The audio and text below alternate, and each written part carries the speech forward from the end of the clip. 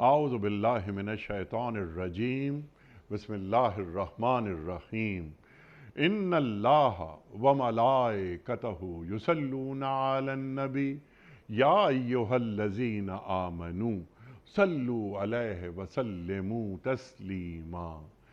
अल्लाहुम्मा सल्लि अला सय्यिदिना व नबिय्यिना व शफीयना व मौलाना मुहम्मद व अला आले मुहम्मद व बारिक वसल्लम। मोहतरम ख़वातीन व हज़रात, अस्सलामु अलैकुम। क़याम सुबह के साथ एक बार फिर हाजिर मैं हूँ आपका मेज़बान अनीक अहमद। ख़वातीन व हज़रात, कुरान करीम के मुख्तलिफ़ आयात पर गुफ्तगू होती है। रोज़ाना हमारे मुल्क के जय्यद उलमा वो तशरीफ़ लाते हैं और हमें कुरान करीम समझाते हैं, हमें बताते हैं, समझाते हैं कि कुरान करीम क्या कह रहा है, कुरान करीम से रोशनी और हिदायत किस किस तरह मिल रही है। हम अपने उलमा के हमेशा शुक्रगुजार रहते हैं कि वो तशरीफ़ लाते हैं और कुरान करीम से हमें करीब कर देते हैं। वो इकबाल कहते हैं ना कि गर तुमी ख्वाही मुसलमा जीस्तन नीस्त मुमकिन जुज़ बकुरा जीस्तन, कि मुसलमान अगर तो मुसलमान की हैसियत से ज़िंदा रहना चाहता है तो ये तेरे लिए मुमकिन ही नहीं कि तू कुरान करीम को छोड़कर जी ले। तो कुरान करीम का मर्तबा क्या है या कुरान करीम से हमारा रवैया क्या है। कुरान करीम का मर्तबा तो अल्लाह ताला ने तय कर दिया। ख़वातीन व हज़रात, क्या हमारे घरों में जो कुरान करीम मौजूद है वो हमारी ज़िंदगियों में शामिल है? हम कुरान को समझ रहे हैं, सीख रहे हैं, अमल कर रहे हैं, तिलावत कर रहे हैं वग़ैरह वग़ैरह। और फिर एक फ़रीज़ा भी है हम पर कि या अय्युहर रसूल बल्लिग़ मा उन्ज़िला इलैका मिन रब्बिक, हम जो आप पर नाज़िल कर रहे हैं हमारे रसूल सल्लल्लाहु अलैहि वसल्लम, आप उसका इबलाग कर दीजिए, पहुंचा दीजिए, आगे बढ़ा दीजिए जहां तक कुरान नहीं पहुंचा। ख़त्म नबूवत हो गई, कार नबूवत बाकी है। तो हर फ़र्द मिल्लत के मुक़द्दर का सितारा, ये ज़िम्मेदारी हम सब की है कि कुरान करीम के इल्म को, इस रोशनी और हिदायत को वहाँ तक पहुँचाएँ जहाँ अब तक कुरान नहीं पहुँचा। लेकिन उसके लिए पहले ख़ुद अमल करना ज़रूरी है। ख़वातीन व हज़रात, आज हम अपने मुल्क के एक जय्यद आलिम दीन से, एक मुफस्सिर कुरान से सीखेंगे सूरह गाशिया की आखिरी आयात के ताल्लुक़ से, यानी 21, 22, 23, 24, 25 और 26। ये 21 से 26 तक सरकार दो आलम सल्लल्लाहु अलैहि वसल्लम के उसवे के ज़रिए, आपके ज़रिए अल्लाह ताला हमें यानी एक उम्मती को क्या तालीम दे रहा है। ख़वातीन व हज़रात, फ़ज़क्किर इन्नमा अन्ता मुज़क्किर से बात शुरू होती है। ए नबी सल्लल्लाहु अलैहि वसल्लम, नसीहत किए जाइए, आप बस नसीहत ही करने वाले हैं, कुछ इन पर जबर करने वाले नहीं हैं। लस्ता अलैहिम बिमुसैतिर इन्ना ज़िक्रा तनफ़उल मोमिनीन भी किसी और जगह कुरान करीम में अल्लाह फरमाता है कि ये जो नसीहत होती है ये मोमिनों को फ़ायदा पहुँचाती है। ख़वातीन व हज़रात, अलबत्ता जो शख्स मुँह मोड़ेगा और इनकार करेगा उसको हम बड़ी भारी सज़ा देंगे। इन लोगों को पलटना तो हमारी तरफ ही है और इनका हिसाब लेना हमारी ज़िम्मेदारी है। एक दाई दीन, उसको क्या रोशनी, हिदायत और नसीहत हासिल हो रही है कि जब वो दीन को पेश करे। यहाँ सरकार दो आलम सल्लल्लाहु अलैहि वसल्लम से पहली मुखातबत हो रही है। अल्लाह के रसूल सल्लल्लाहु अलैहि वसल्लम से बड़ा मुबल्लिग़ कोई हो नहीं सकता। ख़वातीन व हज़रात, आज ये आयत हमें क्या दर्स देती हैं, तरीक़ेकार क्या होना चाहिए। कहीं ऐसा तो नहीं कि हमने अपने काम अल्लाह पे छोड़ दिए और अल्लाह के काम ख़ुद पकड़ लिए कि हम सर्टिफिकेट देते हैं, डंडा उठा लेते हैं, अपनी बात को पहुँचाते नहीं हैं। इन्नका ला तहदी मन अहबब्ता वलाकिन्नल्लाह यहदी मन यशा। इस पर भी इंशाअल्लाह बात करवाएंगे मोहतरम शुजाउद्दीन शेख साहब से। ख़वातीन व हज़रात, शुजाउद्दीन शेख साहब हमारे मुल्क का एक जाना माना नाम, शागिर्द ख़ास मोहतरम डॉक्टर असरार अहमद साहब अलैहिर्रहमा। شیخ صاحب کو خوش آمدید کہتے ہوئے پروگرام کا آغاز اللہ تعالیٰ کے بابرکت نام سے، سورہ غاشیہ اور آیات 21 سے 26 تک۔ اعوذ باللہ من الشیطان الرجیم، بسم اللہ الرحمن الرحیم۔ فذکر انما انت مذکر لست علیہم بمسیطر الا من تولی وکفر فیعذبہ اللہ العذاب الاکبر اِنَّا إِلَيْنَا إِيَابَهُمْ ثُمَّ إِنَّ عَلَيْنَا حِسَابَهُمْ صدق اللہ العظیم۔ اے نبی صلی اللہ علیہ وآلہ وسلم، نصیحت کیے جائیے، آپ بس نصیحت ہی کرنے والے ہیں، کچھ ان پر جبر کرنے والے نہیں ہیں۔ البتہ جو شخص منہ موڑے گا اور انکار کرے گا تو اللہ اس کو بھاری سزا دے گا۔ ان لوگوں کو پلٹنا ہماری طرف ہی ہے، پھر ان کا حساب لینا ہماری ہی ذمہ داری ہے۔ خواتین و حضرات، اس سے پہلے کہ ہم رکھیں پہلا سوال محترم شیخ صاحب کی خدمت میں، اس سے قبل کل کے پوچھے گئے سوال کا درست جواب اور آج کا سوال آپ کی خدمت میں۔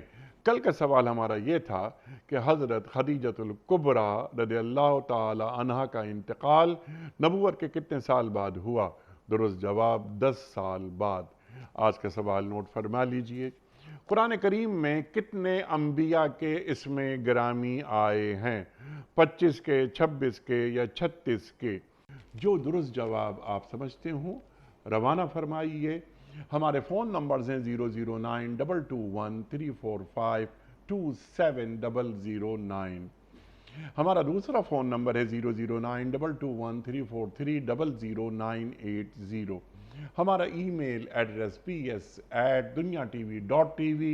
ہمارا SMS کا نمبر 3031 اور ہمارا واٹس ایپ کا نمبر ہے 0092-321-825-0194۔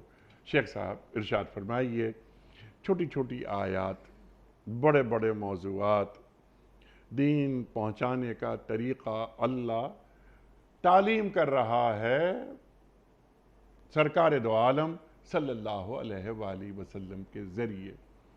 بڑی اہم آیات ہیں، ارشاد فرمائیے۔ بسم اللہ الرحمن الرحیم، اللہم صلی وسلم علی نبینا محمد، رب اشرح لی صدری ویسر لی امری واحلل عقدۃ من لسانی یفقہوا قولی واجعل لی وزیرا من اہلی، آمین یا رب العالمین۔ انیس صاحب جزاک اللہ خیراً۔ اس سے پہلے کہ ان آیات کی تشریح کی طرف ہم بڑھیں، سورۃ الغاشیہ کے حوالے سے کچھ باتیں میں چاہتا ہوں کہ ہمارے ناظرین کی نظر ہو جائیں۔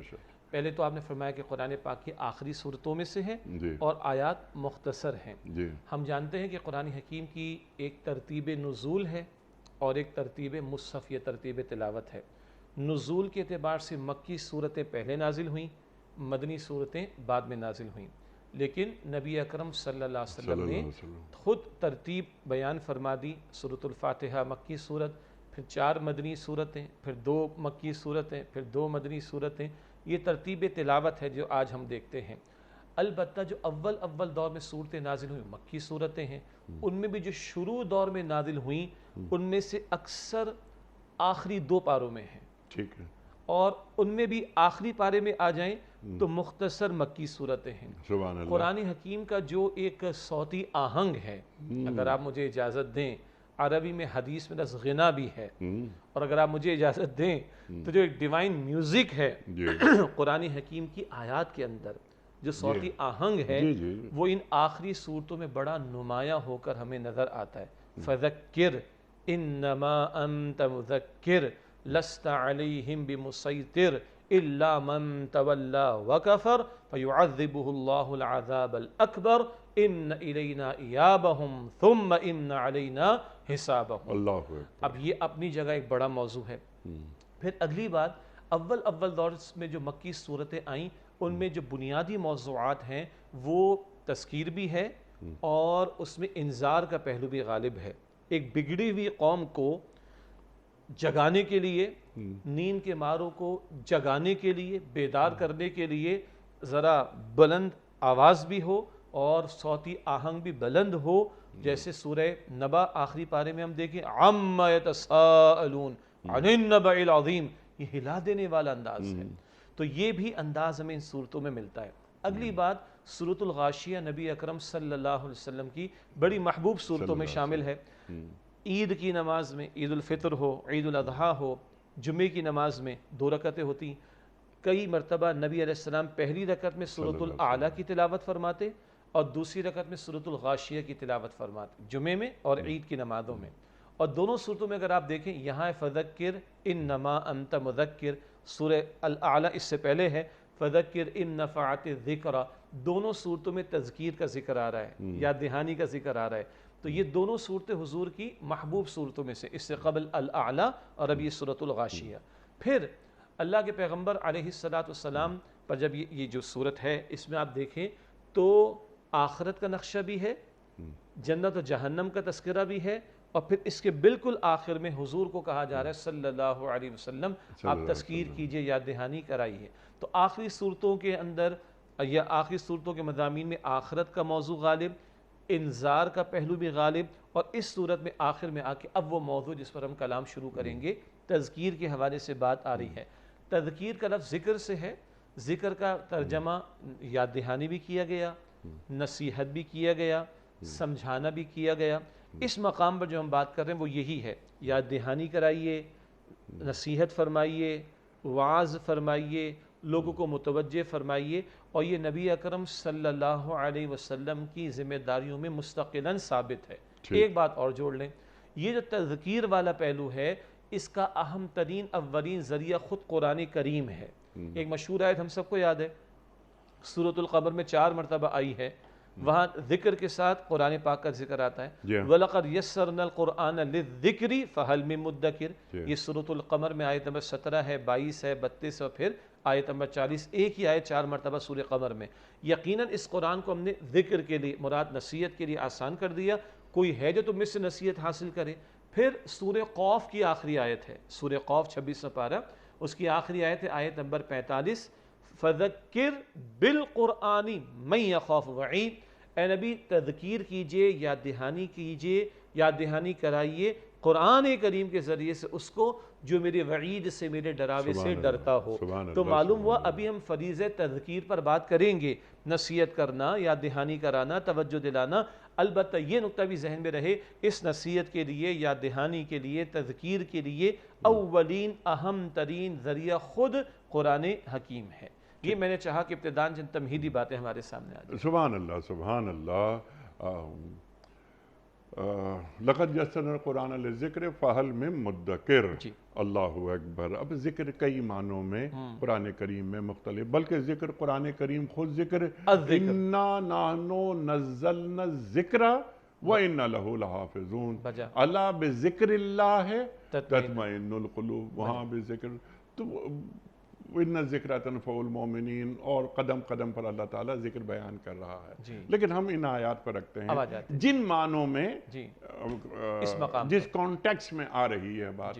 سرکار دو عالم صلی اللہ علیہ وآلہ وسلم، آپ سے بڑا کوئی داعی دین نہیں، آپ نصیحت کیے جائیے، بس آپ کا کام پیغام پہنچانا ہے۔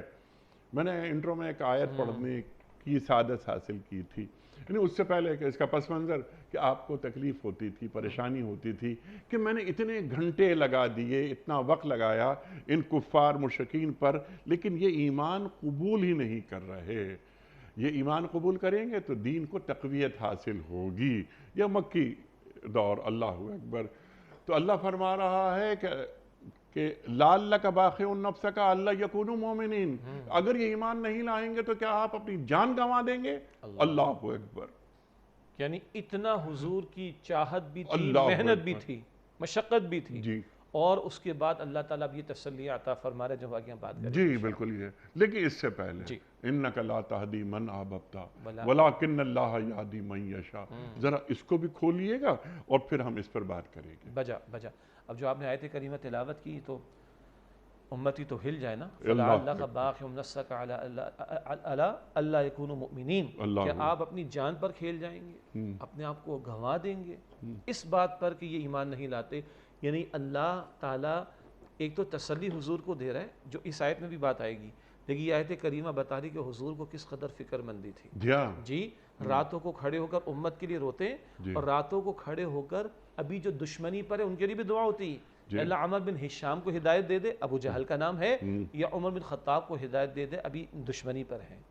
حضور دشمنوں کے لیے دعا کرتے تھے، اور کہنے کی بات نہیں، یہ عملاً ہوا ہے۔ 70 کا لفظ عربی زبان میں کثرت تعداد کے لیے بھی آتا ہے۔ 70 مرتبہ ابو جہل کے پاس گئے، ابو لہب کے پاس گئے، جن کے بارے میں کیا ذکر ملتا ہے؟ جب قتل ہوا بدر میں ابو جہل، تو حضور فرماتے ہیں آج اس امت کا فرعون قتل ہوا، اس کے پاس بھی 70 مرتبہ گئے۔ ابو لہب جس کو سورہ لہب ملی ہے، اس کو جا کے قرآن سنا اللہ کے رسول صلی اللہ علیہ وسلم۔ جی راتوں کو کھڑے ہو کر ان کے لیے اور امت کے لیے دعائیں کی اللہ کے رسول علیہ السلام نے۔ طائف والوں نے کیا کچھ نہ کر دیا وہ ہمارے سامنے ہے۔ یہ سارا منظرنامہ قرآن کریم کی 2/3 صورتیں مکی صورتیں، 2/3 صورتیں قرآن کریم کی مکی صورتیں ہیں، اور وہاں اکثر آپ کو ملے گا فَاصْبِرْ عَلَىٰ مَا يَقُولُونَ، اے نبی جو کچھ یہ کہتے ہیں اس پر صبر کیجئے، فَاصْبِرْ صَبْرًا جَمِيلًا، اے نبی خوبصورت صبر کیجئے، فَإِنَّ مَعَ الْعُسْرِ يُسْرًا، بے شک مشکل کے ساتھ آسانی بھی آئے گی، فَاصْبِرْ فَإِنَّكَ بِأَعْيُنِنَا، آپ صبر کیجئے، آپ ہماری نگاہوں کے سامنے، فَلَعَلَّكَ بَاخِعٌ نَفْسَكَ، آپ اپنی جان کو ہلاکت میں ڈال دیں گے، اپنی جان کو گوا دیں گے ان کے پیچھے، اپنے آپ کو ختم کر لیں گے ان کے پیچھے۔ یہ سارا کچھ بتا رہا ہے کہ حضور کی چاہت کیا تھی، حضور کی محنت کس قدر تھی۔ بخاری شریف کی حدیث آتی ہے، لوگوں تمہارا حال ہے کہ تم جہنم کی آگ میں گرا جاتے ہو، میں تمہیں پکڑ کر بچانے کی کوشش کر رہا ہوں۔ یہ تو حضور کی وہ محنت ہے، وہ احساس فرض ہے کہ جس کے ذریعے ایک ایک کے پاس جا کر دعوت دی جا رہی ہے، اور چاہت ہے حضور کی۔ اب وہ آیت جو آپ نے تلاوت فرمائی سورہ قصص کی آیت نمبر 56 ہے، اِنَّكَ لَا تَهْدِي مَنْ أَحْبَبْتَ وَلَكِنَّ اللَّهَ يَهْدِي مَنْ يَشَاءُ، بے شک ہے نبی آپ جس کے لیے خواہش رکھیں کہ اس کو ہدایت مل جائے، نہ اللہ جس کو چاہے گا ہدایت دے گا۔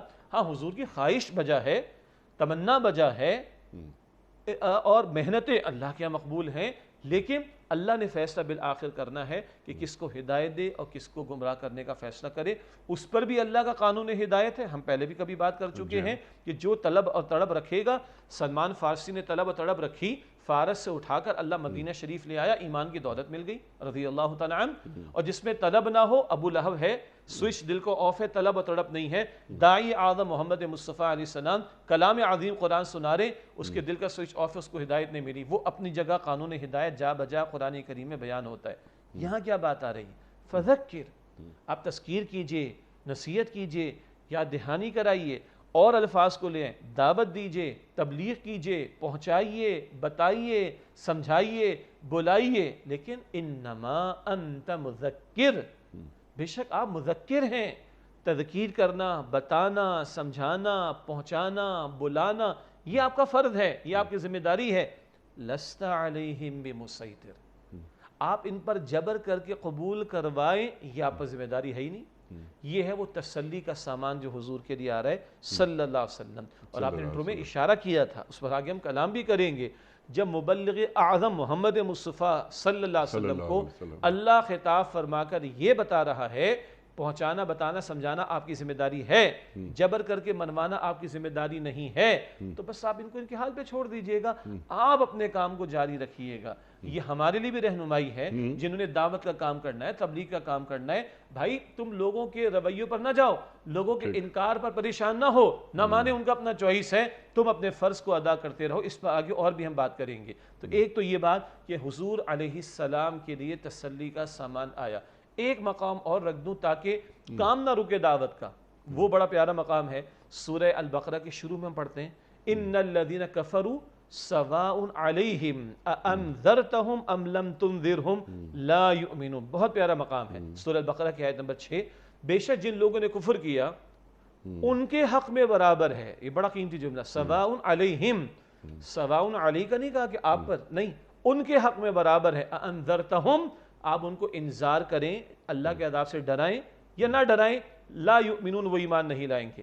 فرمایا گیا ان کے حق میں برابر ہے، آپ ان کو ڈرائیں یا نہ ڈرائیں، اب یہ ایمان نہیں لائیں گے۔ ختم اللہ علی قلوبہم، پوائنٹ آف نو ریٹرن آ گیا۔ مفسرین نے لکھا ان کے حق میں برابر ہے، آپ کو دعوت دینے سے نہیں روکا گیا، آپ کو تبلیغ کرنے سے نہیں روکا گیا، آپ کو بلانے اور بتانے سے نہیں روکا گیا، آپ کو سمجھانے سے نہیں روکا گیا، آپ کو محنت سے نہیں روکا گیا۔ آگے اللہ کہہ بھی رہا، اللہ نے مہر لگا دی، لیکن آپ اپنا کام جاری رکھیں گے۔ اس مخاطبت کے ذیل میں ہمیں بھی سمجھنا چاہیے دعوت دین کا فریضہ ہم پر ہے، تبلیغ دین کا فریضہ ہم پر ہے، اور تذکیر دین کا فریضہ ہم پر ہے۔ کسی کو ہدایت دینا ہم پر لازم، کسی کا اول تو اختیار نہیں، کسی سے منوانا جبر کر کے یہ ہماری ذمہ داری میں شامل نہیں ہے۔ ٹھیک ہے، سبحان اللہ سبحان اللہ، اللہ قادر مطلق ہے، جی۔ اللہ چاہتا تو سب کو اہل ایمان میں شامل کر دیتا، لیکن ہمیں اپنا کام، اپنے حصے کا کام بس وہ کرتے رہنا چاہیے۔ اب یہاں پر داعی دین کی جو خوبیاں، اوصاف، خصوصیات پہ ذرا ہم بات کرتے ہیں، اسی بات کو ذرا آگے بڑھاتے ہیں۔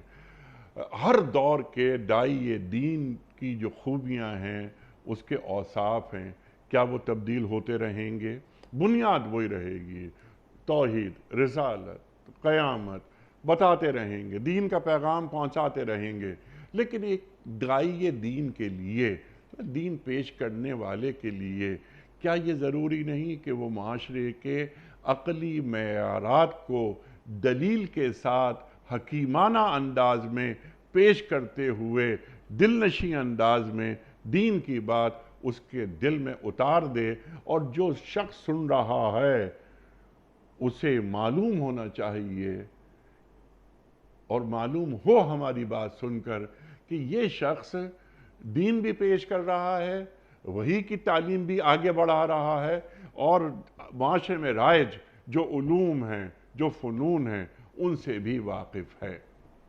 بجا بہت اہم، گہرا اور تفصیل طلب موضوع ہے، مختصراً بات اس پہ کریں گے، اور اس آپ کے تبصرے اور سوال میں یہ بھی ایڈ کر لیں کہ لوگ محسوس کریں کہ یہ آج کا دین پیش کر رہا ہے، جی، یہ آج کا اور آج کے لیے دین وہ پیش کر عہد کا لمس موجود۔ جزاک اللہ خیر۔ آپ نے اچھی بات ارشاد فرمائی کہ کچھ اصولی باتیں تو ہمیشہ اسٹیٹک رہیں گی، مثلاً اخلاص نیت کا معاملہ، مثلاً خیر خواہی کے جذبے کے ساتھ دین پہنچانا، اور اللہ ہمیں معاف رکھے کہ کبھی کبھی چند کتابیں پڑھ کر ایک ایسا گھمنڈ آ جاتا ہے کہ بندہ دوسرے کو جہنمی سمجھ کے بات کرنا شروع کرتا ہے۔ اللہ اس سے ہماری حفاظت فرمائے۔ سبحان اللہ۔ تو اخلاص نیت بھی اور خیر خواہی کا جذبہ بھی، اور یہ تذکیر کا پہلا ذریعہ ہے اولین قرآن حکیم جو محمد مصطفیٰ نے استعمال کیا صلی اللہ علیہ وسلم۔ اس سے تمسک، اس کو اپنے اندر اتارنا، اور اپنے قول کے ساتھ اپنے عمل کی بھی گواہی دے کر دعوت پیش کرنا۔ 40 برس کردار آیا پہلے، جی، پھر کلمے کی دعوت آئی، فقط لبثت فیکم عمرا من قبلہ افلا تعقلون۔ سورہ یونس کی آیت نمبر 16 ہے، اس سے پہلے ایک طویل عمر تمہارے درمیان گزار چکا ہوں۔ تو انگریزی میں بڑا ہمیں سمجھ آتا ہے، your action should speak louder than your words والی بات ہے، تو میرے کردار کی گواہی بھی۔ پھر سب سے بڑے مبلغ اور داعی محمد مصطفیٰ علیہ السلام، تو ان کی سیرت کا مطالعہ کرتے ہوئے وہاں سے بھی دعوت پیش کرنے اور تبلیغ دین کا فریضہ انجام دینے کے اصول اور اوصاف کو حاصل کر کے اس پر حتی الامکان عمل کی کوشش کرنا۔ پھر جس کو دعوت پیش کر رہا ہوں اس کے حق میں دعا کرنا۔ اللہ کے پیغمبر ابو جہل کے لیے دعا کر رہے ہیں ہدایت کی، سیدنا عمر کے لیے کر رہے ہیں، وہ ایمان لے آئے تھے، پھر تو دعا بھی کرنا۔ پھر جو اب آپ نے بات بیان فرمائی، اس کے پیچھے دلیل حدیث کی موجود ہے۔ اللہ کے رسول فرماتے صلی اللہ علیہ وسلم، کلم الناس علی قدر عقولہم، لوگوں سے کلام کرو ان کی عقل اور فہم کے مطابق۔ آئی مسٹ نو میری آڈینس کون ہے، اور میں اس آڈینس کی ذہنی سطح کے مطابق کلام کروں۔ عین ممکن ہے کبھی مجھے ایسے افراد کے درمیان گفتگو کرنے کا موقع میسر آئے جن کی علمی سطح بہت زیادہ بلند نہ ہو، تو میں زیادہ گاڑے علمی فلسفیانہ مضامین وہاں نہ کھولوں۔ لیکن کبھی اگر میری آڈینس ایسی ہے کہ جہاں انٹلیکچولی لوگ بڑے ساؤنڈ موجود ہیں، زمانے کو جانتے ہیں، مختلف فیلڈز کے لوگ ہیں، تو ایک درجے میں اس سطح پر کلام کرنا یہ ان کا حق اور میری دینی ذمہ داری بنتی ہے کہ حدیث مجھے کہتی ہے کہ لوگوں کی عقل اور فہم کے مطابق کلام کرو۔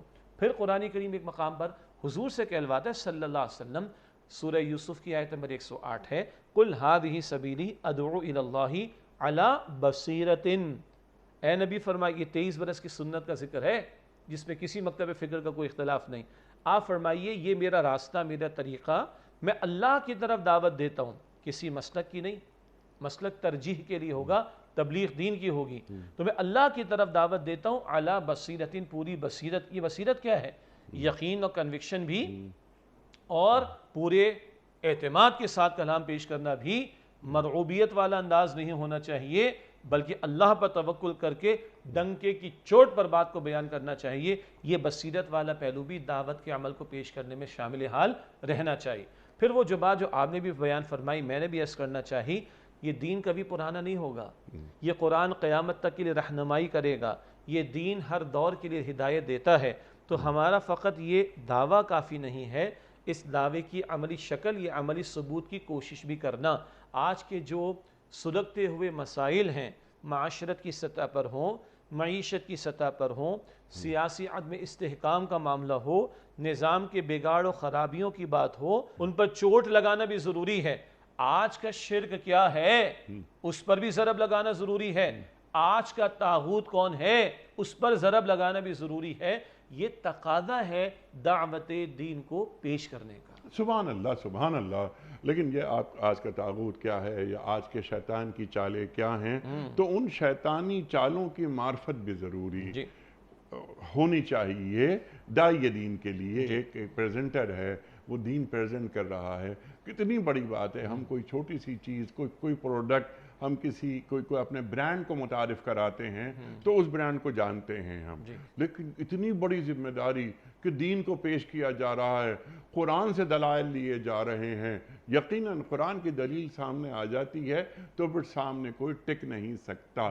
لیکن بعض اوقات شیخ صاحب، کیونکہ آپ بھی دنیا بھر میں جاتے ہیں، اللہ اکبر، مخاطبین یہاں غیر مسلم ہیں، کفار ہیں، مشرکین ہیں نا، یہاں جو اللہ کے رسول صلی اللہ علیہ وآلہ وسلم فذکر انما انت مذکر لست علیہم بمسیطر، جو ہم بات آپ سے سیکھ رہے ہیں، داعی دین اگر میں ہوں تو مسلمانوں کو بھی نصیحت کی جاتی ہے قرآن کے ذریعے۔ آپ الحمدللہ یہ کام کر رہے ہیں بڑے خوش اسلوبی کے ساتھ، لیکن جب آپ کا مخاطب ہو غیر مسلم اور قرآن کے ذریعے اسے دین کا پیغام پہنچانا ہو تو کیا انداز تبدیل نہیں ہوگا؟ اور کیا آج کے داعی دین کے ذہن میں یہ بات ہے، اور کیا آج کے نوجوانوں کو لاجواب نہیں کرنا، انہیں مطمئن کرنا؟ یہ ذمہ داری کیا ایک پریزنٹر دین کا، داعی دین، وہ کیا اپنے اندر کہیں محسوس کرتا ہے؟ یا ہم یہ دیکھتے ہیں بائی اینڈ لارج کہ قرآن کریم کی باتیں، قرآن کریم کی آیات، قرآن کریم کا فلسفہ، قرآن کریم کے موضوعات بہت ہی شد و مت کے ساتھ پیش کیے جاتے ہیں، لیکن جیسے آپ نے بھی بات کی، معیشت، معاشرت، عدالت، سیاست، یہ تمام بڑے بڑے موضوعات ہیں نا، تو کیا دین کو پیش کرنے والے کے علم میں یہ بات نہیں ہونی چاہیے کہ آج کا سب سے بڑا مسئلہ معیشت ہے کہ کیلا یکون دولتم بین الاغنیاء منکم کی بات کرے کہ ہاں دین یہ بات کرتا ہے، ہمارا دین مکمل ہے، الیوم اکملت لکم دینکم واتممت علیکم نعمتی، ہمارا دین تو مکمل ہے۔ آئیے آپ سوال کیجئے، جواب دیں گے دلیل کے ساتھ، ہم قرآن کریم سے اور آج کے موجودہ عقلی معیارات کے ساتھ۔ یہ کبھی کبھی ایسا محسوس ہوتا ہے شیخ صاحب کہ ہمارا داعی دین ذرا سا تھوڑا سا کمزور پڑ جاتا ہے، اور اس مسئلے کو حل ہم سب نے مل کر ہی کرنا ہے، یقیناً یہ مشترکہ ذمہ داری ہے بجا اور اسی درمندی کے ساتھ اس وقت ہم کلام کر رہے ہیں۔ آپ نے بڑی اچھی بات بیان فرمائی کہ کیا اس بات کا بھی فرق کرنا ضروری ہوگا کہ ایک وہ میرا مخاطب یا ایڈریسی یا آڈینس ہے جو بہرحال قرآن کریم کو اللہ کا کلام مانتا ہے، اور ایک میرا مخاطب اور ایڈریسی وہ بھی ہوگا جو قرآن حکیم کو اللہ تعالیٰ کا کلام نہیں مانتا۔ سادہ کر لیں، کیا مسلمانوں کے درمیان بات کرنے اور غیر مسلموں سے مخاطبت کرنے میں فرق ہوگا؟ بھائی بالکل فرق ہوگا، بٹ نیچرل۔ بعض حضرات نے کہا کہ مسلمانوں کے لیے نصیحت ہے اور غیروں کے لیے تبلیغ ہے. یہ فرق کچھ لوگوں نے کیا ہے. اس کو یوں کیا جائے، مسلمان اللہ کو ماننے کا دعوے دار ہے مگر 95% کو پتہ نہیں کہ اللہ نے کیا فرمایا ہے اس میں. تو یہ قرآن ادھر مسلمانوں کو بھی پہنچانا ہے، اور یہ تھوڑا ہمارے نزدیک مشکل کام ہے. ڈاکٹر اسرار صاحب فرماتے تھے رحمۃ اللہ علیہ کہ ایک آدمی سو رہا ہے، اس کو جگانا آسان ہے. ایک کو جاگا ہوا ہے، اب اس کو جگانا یہ مشکل کام ہے. تو اس وقت یہ جو دعوے دار ہیں ایمان کے، ذرا کڑوی اور تلخ بات ہے، ان کو یہ احساس دلانا بھائی ایمان ادھر ہے، ابھی یہ ایمان ادھر اتارنے کی ضرورت ہے. یہ ایک محنت ہوگی، اور اس اتارنے کے ساتھ نو ڈاؤٹ اباؤٹ دیٹ اللہ کے پیغمبر علیہ السلام کی جو ذمہ داریاں آئیں، یتلو علیہم آیاتی بھی ہے، ویزکیہم بھی ہے، ویعلمہم الکتاب بھی والحکمہ بھی ہے. اللہ کی کتاب میں احکام کی حکمتیں بھی بیان کی گئیں، اور ماننے والا حکمت تلاش کرے کوئی ایشو نہیں ہے. اگر اس کو حکمت معلوم ہو اور اس کا اطمینان قلب بڑھ جاتا ہے کوئی حرج کی بات نہیں ہے. اللہ تعالیٰ نے احکام کی کچھ حکمتوں کو بھی بیان کیا. بندہ چاہتا ہے کہ میں آج اس دنیا میں جو جی رہا ہوں، جہاں اللہ نے مجھے بھیج دیا ادھر کے بھی مسائل حل ہونے چاہیے، تو اللہ کا دین اس کو ایڈریس کرتا ہے. ماننے والوں کے درمیان بھی اس نوعیت کی گفتگو کرنے کی ضرورت ہے تاکہ ان کا اعتماد بھی دین پر بڑھے، اور اسے سن کر سنتے سنتے سو نہ جائیں بلکہ عمل کی طرف بھی راغب ہوں. پھر ماننے والوں کے درمیان میں صرف دعوت و تبلیغ کافی نہیں ہے، بلکہ اللہ کا کلام اپنی اقامت بھی چاہتا ہے. یہ صرف تلاوت کے لیے نہیں آیا، یہ اپنی اقامت بھی چاہتا ہے. اس اقامت یعنی دین کے قیام اور شریعت کے احکام کے نفاذ کا معاملہ بھی ہمارا فرض ہے، تاکہ ماننے والوں کا اطمینان تو بڑھے اور دوسرے بھی کہیں کہ یہ صرف الفاظ نہیں ہیں، یہ قابل عمل دین ہے. تو ان جن کو جو مانتے نہیں، ابھی ان پر آ رہا ہوں، ان کا بھی یہ حق ہے کہ ان کے سامنے ماننے والے نظام تو پیش کریں تاکہ ان کے سامنے ہم بات کرنے جائیں اور وہ پوچھے اچھا جی بڑا پیارا قرآن آپ کے پاس ہے، بڑا پیارا دین آپ کا ہے، کدھر ہے؟ تو نگاہیں نیچے ہی جائیں گی نا.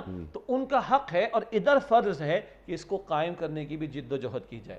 اب آئیے جو نہ ماننے والے ہیں، میں اس سے کہتا ہوں قرآن پاک میں یہ لکھا ہے، تو وہ تو عقیدت کی بنیاد پر بھی نہیں مانتا. ماننے والا کم سے کم بے عمل ہے، قرآن کو جانتا نہیں ہے، عقیدت کی بنیاد پر تسلیم تو کرتا ہے کہ اللہ کا کلام ہے، تو ایک کامن فیکٹر ہے، میں بات کر لوں گا. نہ ماننے والا تو نہیں مانتا اس چیز کو. تو یہاں اس میدان کے اپنے میکینزم ہوں گے. مثلاً نہ ماننے والے ہو سکتے ہیں بائبل کو مانتے ہوں گے، کوئی اولڈ ٹیسٹمنٹ کو مانتا ہوگا، کوئی نیو ٹیسٹمنٹ کو مانتا ہوگا، کوئی وید کا ماننے والا ہوگا، کوئی کسی اور اسکرپچر کا ماننے والا ہوگا. تو اگر وہ اس کو مانتا ہے تو ہمارے اسلاف نے کام کیا ہے، ماضی قریب شیخ احمد دیدار مرحوم نے کام کیا ہے، بالکل آج ڈاکٹر ذاکر نائک صاحب نے کام کیا ہے، اور علماء دین نے کام کیا ماضی میں، اس وقت بھی کر رہے ہیں. بہت سے کو شاید ہم جانتے بھی نہ ہوں. تو بھئی تو وید کو تو مانتا ہے، تو تورات کو تو مانتا ہے، تو اولڈ ٹیسٹمنٹ نیو ٹیسٹمنٹ کو تو مانتا ہے. آؤ تمہیں وہاں سے بتائیں کہ آنا تھا محمد مصطفیٰ نے، تمہاری کتاب نے کہا تھا صلی اللہ علیہ وسلم، آنا تھا آخری کلام نے، تمہاری کتاب نے کہا. وہ جس کو مانتا ہے وہاں سے بات شروع کی جائے. اچھا کوئی اور میدان کا ہوگا، وہ نہ وید کو مانتا ہے، نہ تورات کو مانتا ہے، نہ انجیل کو مانتا ہے، شاید وہ سائنس کو مانتا ہے. جیسے اللہ کے رسول کا دور تھا نا صلی اللہ علیہ وسلم، ایک آدمی پہلوان تھا، ریسلر تھا، کہا مجھے عقل میں کوئی بات نہیں آتی بھائی، دماغ میرا نہیں چلتا، میں تو کشتی کرنا جانتا ہوں، اگر آپ اس میں چت کر دیں میں مان لوں گا آپ کی بات کو. اور ہوا، اور اللہ کے رسول فاتح ہوئے صلی اللہ علیہ وسلم، مان گیا. تو آج اگر کوئی سائنس کو مان رہا ہے تو اللہ کا شاید کسی پروگرام بلکہ کئی پروگرامز میں آپ نے یہ بات بیان کی ہے نا، قرآن اللہ تعالیٰ کا کیا ہے؟ قول ہے. کائنات اللہ تعالیٰ کا کیا ہے؟ عمل ہے. تو ان دونوں میں کانٹرڈکشن نہیں ہوگا، یہ ایک دوسرے کو کمپلیمنٹ کرتے ہیں. قرآن اللہ کا کلام، کائنات اللہ کا عمل، ان دونوں میں مطابقت ہے. جتنا کائنات پر غور کرتا ہوں تو قرآن جس رب العالمین کا تعارف میرے سامنے رکھتا ہے، کائنات کا ذرہ ذرہ اس رب کی موجودگی کے دلائل میرے سامنے رکھتا ہے. جتنا قرآن پڑھتا ہوں وہ رب کا تعارف سامنے رکھتا ہے اور رب کی خلاقی پر غور و فکر کی دعوت دیتا ہے، اور دونوں کو جوڑ کر خود قرآن بیان کرتا ہے. سورہ حامیم سجدہ کی آخر میں سنوریہم آیاتنا فی الآفاق وفی انفسہم حتی یتبین لہم انہ الحق، ان قریب اس کائنات میں اور ان کی جانوں میں ہم اپنی نشانیاں ان کو دکھائیں گے، یہاں تک کہ ان پر واضح ہو جائے گا قرآن حق کلام ہے.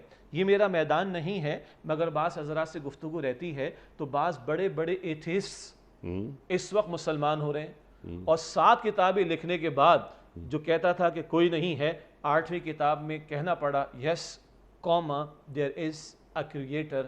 یہ سارا ڈیزائن الٹ اپ نہیں ہے، یہ مائنیوٹلی جو چیزیں پوری کائنات کے سسٹمز میں نظر آ رہی یہ آٹومیشن پر نہیں ہے. تو الحمدللہ یہ مثالیں بھی اللہ اس دور میں ماضی میں بھی رکھتا رہا. آج دنیا گلوبل ہے، اسمارٹ فون پر سب کچھ اویلیبل ہے، سرچ کرنے نظر آ جاتا ہے. اگر وہ سائنس کو مانتا ہے وہاں سے بات شروع کی جائے گی. اور بقول شخص سے کوئی کہتا ہے میں کسی کو نہیں مانتا، تو بڑا اچھا جواب دیا گیا کہ آپ کو سمجھانا آسان ہے، کیونکہ مشرک ہوتا ہے بہت سے خداؤں کو مانتا ہے، تو پہلے تو اس کو لا الہ پر لانا ہوتا ہے کہ جھوٹوں کو نفی کرے، اور پھر الا اللہ پہ لانا پڑتا ہے. اگر کوئی کہتا ہے کہ میں ایتھیسٹ ہوں اور میرا کوئی ریلیجن نہیں ہے، یہ اپنی جگہ ڈیبیٹیبل بات ہے، یہ خود ایک ریلیجن ہے خواہ مخواہ کا، تو اس سے ایک کو منوانا آسان ہے. تو میں نے عرض کرنا چاہا کہ اگر تو کوئی پچھلی کتابوں کو مانتا ہے، قرآن کو تو نہیں مانتا، تو میں کہوں قرآن میں یہ لکھا وہ نہیں مانے گا نا، وہ کہتے ہیں میں مانتا ہی نہیں اس کو. لیکن وہ وید کو مانتا ہے، وہ توراہ کو مانتا ہے، وہ نیو ٹیسٹمنٹ کو مانتا ہے، تو وہاں سے لائیں. کوئی اس کو نہیں مانتا تو وہ سائنس کو مانتا ہوگا، سائنٹیفک ریسرچ کو مانتا ہوگا، وہاں سے لے کر آئیں. کوئی اس کو بھی نہیں مانتا تو پھر اس سے شاید منوانا آسان ہوگا، لیکن وہ عقلی دلائل سے لا کر اس جگہ پر کھڑا کرنا پڑے گا. عقل جو یہاں لے کر آ رہی ہے یہ کلام اسی کے جو ہے وہ نظارے تیرے سامنے رکھ رہا ہے. سبحان اللہ سبحان اللہ. تو آج کے جدید ذہن کو متاثر کرنا یا دین سے قریب کرنا اور دین کی رغبت ان کے اندر پیدا کرنا، اس کے لیے ضروری ہے کہ داعی دین ایک تو صبر کے ساتھ نصیحت کرتا رہے اور ان کے سوالات کے شافی جوابات وہ انہیں دیتا رہے. آج کے یعنی جدید سائنس کو پڑھتا ہوا ان کو سمجھاتا رہے، انہیں مطمئن کرتا رہے، اور آج کے علمی معیار کی سطح پر آ کر وہ یہ موجودہ عقلی معیارات کے مطابق کہ آج کی ہو سکتا ہے کہ 50 سال بعد 70 سال بعد معیارات تبدیل ہو جائیں، تو اس عہد کا پریزنٹر داعی دین پھر وہ اس عہد کے مطابق دین پیش کرے گا. لیکن ذہن انسانی کی امامت تا قیامت قرآن کریم ہی کرتا رہے گا. تو عہد کا لمس جوڑنا پڑتا ہے قرآن کریم کو. لیکن ہم دیکھتے ہیں جیسے میں نے آغاز میں بھی کہا تھا کہ بائی اینڈ لارج میں نے اصل مجموع ہمیں نظر نہیں آتا. بہت کم لوگ ایسے ہیں کہ جو دین کو جوڑ رہے ہیں یا مغرب سے اٹھنے والے سوالات کے جوابات دینے کی اہلیت رکھتے ہوں. اور نوبت بینجا رسید. اللہ اکبر. آپ نے بات کی تھی ایتھیزم کی. یہ جو الہاد پھیل رہا ہے صرف غیر مسلم ممالک ہی کی بات نہیں، آج مسلمان ریاستوں میں بھی الہاد رفتہ رفتہ جڑیں مضبوط کر رہا ہے. ہمارے مسلمان بچے اور بچیاں، ہمارے بڑے تعلیمی اداروں کے بچے اور بچیاں وہ سوالات کرتے ہیں، آپ سے بھی یقیناً کرتے ہوں گے. وہ ایک شک ان کے اندر، شک کا بیج یہ بو دیا گیا ہے کہ یہ کائنات، یہ قرآن وہی کو کیوں مانے، ہماری عقل کافی ہے وغیرہ وغیرہ. یہ ہمارے مسلمان بچے اور بچیاں ان کے اندر بھی یہ چیزیں رفتہ رفتہ آتی جا رہی ہیں. یعنی ہونا تو یہ چاہیے تھا، آپ کی بات بلند ہوتی ہے کہ ان اٹھنے والے فتنوں اور آوازوں کی روک تھام کی جاتی، جواب دیا جاتا. جی ہاں. ہو یہ رہا اور ہوتا چلا جا رہا ہے کہ وہ تو ہمارے والوں کے عقیدے کو بگاڑ چکے ہیں جی. اور ہمارے والے اب سوال کر رہے ہیں خدا کی ذات کے بارے میں. میں بڑے ہلکے اور دھیمے اور محتاط الفاظ میں بات کہوں، پہلے ہم تعلیمی اداروں میں پڑھاتے رہے ہیں، اب بھی جانا ہوتا ہے، آپ کے علم میں آپ بھی جاتے ہیں ماشاءاللہ. پہلے سوالات بحث میں آتے تھے چند احادیث کی روایات کو بنیاد بنا کر شکوک و شبہات پیدا کرنا اور سنت رسول کی اتھارٹی کا انکار کرنا معاذ اللہ صلی اللہ علیہ وسلم. پھر کیا بات ہوئی؟ نہیں قرآن کی فلاں آیات، یہ فلاں آیات، اب 14 صدیاں گزر چکی، we are grown up people, اب تو نیا دور نئے معاملات ہے، کیا پرانی باتیں کرتے ہو؟ اب چھوڑیے سنت کے انکار کی بات کو، اب چھوڑیے قرآن کی آیات میں شبہات پیدا کرنے کی بات کو، اب تو ذات باری تعالیٰ کی بارے میں آپ کے ہمارے تعلیمی اداروں میں اور لوگوں میں ڈیبیٹ شروع ہو گئی ہے. تو اس پہلو پر جو ہم کلام کر رہے تھے کہ اس علمی سطح پر آ کر دعوت پیش کرنا، شافی جوابات دینے کی کوشش کرنا، تاکہ فتنوں کا رد کر کے ادھر کے صالحین کو بھی، سعید روحیں تو ہوں گی نا ہر جگہ، ان کو بھی خیر کی دعوت دے اور اپنوں کا عقیدہ ایمان بچانے کی بھی کوشش کرنی ہے. سبحان اللہ سبحان اللہ. آخری وقت، آخری منٹ جاری ہیں. اب اس کا ٹو ڈوز کرنے کے کام، روڈ میپ.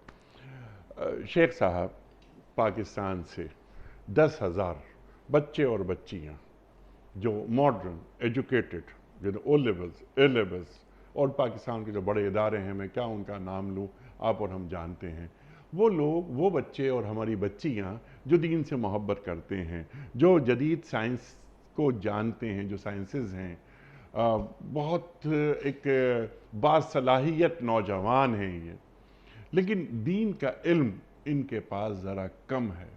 तो क्या इन बच्चों और बच्चियों को दीन सिखाकर कम से कम 1 साल, अगर वो बच्चा और बच्ची ज़्यादा वक्त देना चाहता है या चाहती है, यानी हफ्ते में 3 दिन उन्हें कोई 1 घंटा 1.5 घंटा निकाल कर उन्हें 1 साल में तैयार किया जाए, 2 साल में, 3 साल में, 5 साल में, उनका जहन कॉम्प्लेक्स नहीं है वो। हमारे पास हम ये देखते हैं, बड़ी अफसोसनाक बात है कि हमारे पास जो मदारिस से जो लोग निकल कर आ रहे हैं, वो मदारिस में 5 साल 8 साल वहाँ रहे, फिर तखस्सुस किया, आगे चले गए, लेकिन उस मदारिस के माहौल में ही वो सीखते रहे, रहते रहे, आगे बढ़ते रहे, लेकिन जब वो आते हैं कंट्रीब्यूट करने के लिए सोसाइटी को, ज़रा पीछे हो जाते हैं। ये बच्चा और ये बच्ची जो काम कर रहा है अपना, वो किसी मल्टीनेशनल में काम कर रहा है, वो CSS उसने किया है वगैरह वगैरह, लेकिन वो जदीद तालीम याफ्ता है, लेकिन दीन का तड़का उस पर नहीं लगा, वो दीन अंदर उसके नहीं उतरा। उसको तैयार करके उससे कहा जाए कि बेटे या ए मेरी बेटी, ये अब रोस्टम पे तुम खड़े हो जाओ, सवालात के जवाबात अब तुम्हें देने हैं, तो हम इन बच्चों पे क्यों नहीं काम करते? असल में ये इतना बड़ा मौजू है और इसके कई पहलू हैं, आपने कुछ इशारा भी किया है। एक तो ये डिवीज़न हमने कर दी ना, ये दीन की तालीम और ये दुनिया की तालीम है, ये तकसीम हमारे हो गई बदकिस्मती से, ठीक। और आपके मेरे मुल्क में 13 किस्म के एजुकेशनल सिस्टम्स चल रहे हैं। तो एक तो बड़ा काम है विजन वाला कि रियासत की सतह पर इसकी ब्रिजिंग की ज़रूरत है, और वो रियासत, अल्लाह ताला रियासत वालों को, चलाने वालों को हिदायत दे। हम तो दुआ कर सकते हैं, एक बात। दूसरी बात ये कि बाज़ अहले इल्म ने, अफराद ने, इज्तिमाइयतों ने कोशिश की कि चलें, जिन लोगों ने एक दर्जे में अपनी दुनियावी तालीम मुकम्मल की है, और जो आप इशारा भी कर रहे हैं, उनको लिया जाए, क्योंकि माशाल्लाह वो दुनिया देख रहे हैं, दुनिया जहाँ की तालीम उन्होंने हासिल की, जहन भी तेज़ है माशाल्लाह, कम वक्त में ज़्यादा ग्रैस्प कर सकते हैं, मैच्योरिटी भी आ चुकी है क्योंकि काफ़ी ग्रेजुएशन मास्टर्स कर चुके हैं। इनको लेकर इनको दीन से गुजारा जाए, कुरान हकीम से, हदीस रसूल से, ठीक है, और कुरान की ज़बान सिखाई जाए ताकि कलाम इलाही अल्लाह की ज़बान में समझ में आना शुरू हो। फिर अल्लाह करे कि पढ़ाने वाले भी कुछ इस दर्जे के हों कि जो इनको इनकी ज़हनी सतह के मुताबिक पढ़ा सकें। अगर एक मास्टर्स किया हुआ स्टूडेंट सामने बैठा है तो क्या अच्छा होगा उसका साथ में मास्टर्स किया वो एटलीस्ट PhD है, तो क्या बड़ी बात है। और वो जो तड़के की आपने बात की, मैं कहूँ ब्रिजिंग के साथ उस्ताद बैठा हो। अब अगर वो कुरान की एम्ब्रियोलॉजी, कुरान की वो आयत जहाँ तख्लीक इंसानी का जिक्र है, तो शायद वो एम्ब्रियोलॉजी की सतह पर बात करेगा तो अपील करेगा, ठीक। वो सूरतुल बकरा की आयत 282 पर कलाम करेगा कर्ज की ट्रांजैक्शंस के ऊपर, तो वो एक अकाउंट्स पढ़ने वाले, ऑडिट पढ़ने वाले की ज़हनी सतह पर बात करेगा। अगर वो सूद की हुर्मत पर बात करेगा, सूद तो हराम है, मगर सूद की तबाहकारियाँ फाइनेंशियली क्या है, इकनॉमिक पॉइंट ऑफ व्यू से क्या है, माइशत के पॉइंट ऑफ व्यू से क्या है, मुल्क के पॉइंट ऑफ व्यू, वो अगर उसको रिलेट करेगा तो ये सामने वाला जहन अपील होगा।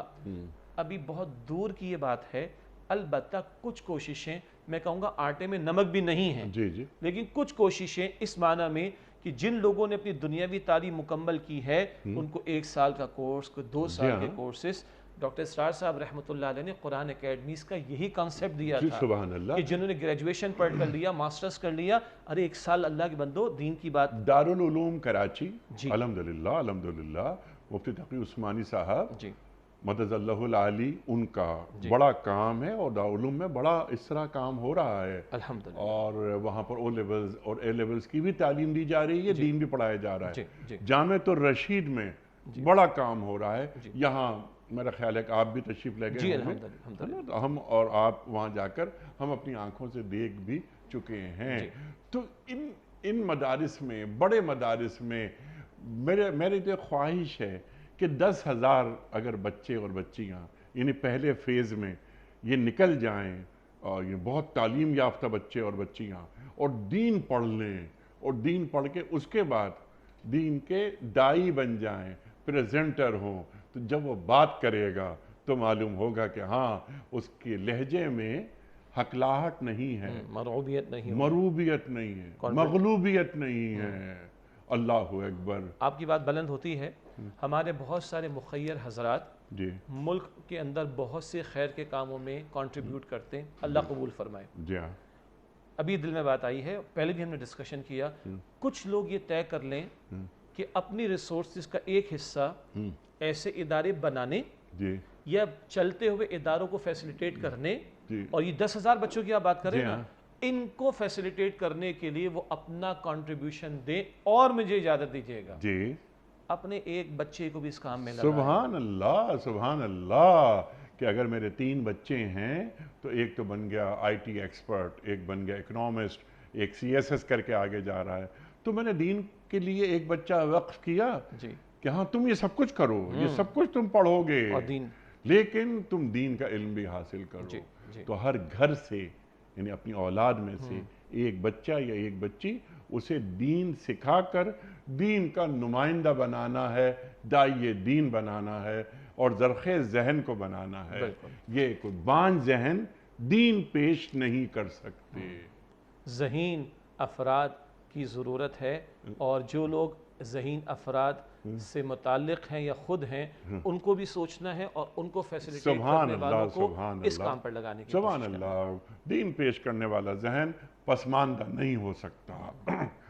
شیخ صاحب میں آپ کا بڑا ممنون، بڑا شکر گزار، آپ تشریف لائے۔ بہت ساری گفتگو مزید ہو سکتی ہے، لیکن وقت یہاں مکمل ہوا ہمارے آج کے پروگرام کا۔ کوئز، کل کا سوال ہمارا یہ تھا کہ حضرت خدیجۃ الکبریٰ رضی اللہ تعالی عنہ کا انتقال نبوت کے کتنے سال بعد ہوا؟ درست جواب 10 سال بعد۔ آج کا سوال نوٹ فرما لیجئے۔ قرآن کریم میں کتنے انبیاء کے اسم گرامی آئے ہیں؟ 25 کے، 26 کے یا 36 کے؟ جو درست جواب آپ سمجھتے ہوں روانہ فرمائیے۔ ہمارے فون نمبرز ہیں 00922134527 ہمارا دوسرا فون نمبر ہے 0092213450098 ہمارا ای میل ایڈریس ps@dunyatv.tv، ہمارا SMS کا نمبر 3031، اور ہمارا واٹس ایپ کا نمبر ہے 009232182509194۔ وقت قرآن دازی کا۔ محترم شیخ صاحب نے ایک پرچی نکال لی، اور محمد قاضی صاحب ہیں پاک پتن سے۔ محمد قاضی صاحب جی پاک پتن سے۔ جی، محمد قاضی صاحب آپ کی خدمت میں دنیا ٹی وی کی جانب سے دینی کتب پر مشتمل گفٹ ہیمپر آپ کے گھر روانہ کیا جا رہا ہے بذریعہ کوریئر۔ آپ کو بہت مبارک ہو۔ اور خواتین و حضرات، پروگرام کا اختتام ہوتا ہے روزانہ ایک قول پر، اور وہ قول ہوتا ہے صاحب نہج البلاغہ امیر المومنین حضرت علی مرتضیٰ کرم اللہ وجہہ کا۔ آپ فرماتے ہیں، جس نے لڑائی جھگڑے کو اپنا طریقہ بنا لیا، اس کی رات کبھی صبح میں تبدیل نہیں ہوتی۔ جس نے لڑائی جھگڑے کو اپنا طریقہ کار بنا لیا، اس کی رات کبھی صبح میں تبدیل نہیں ہوتی۔ سبحان اللہ سبحان اللہ۔ اپنے میزبان انیق احمد کو کل تک کے لیے اجازت دیجیے۔ خدا حافظ۔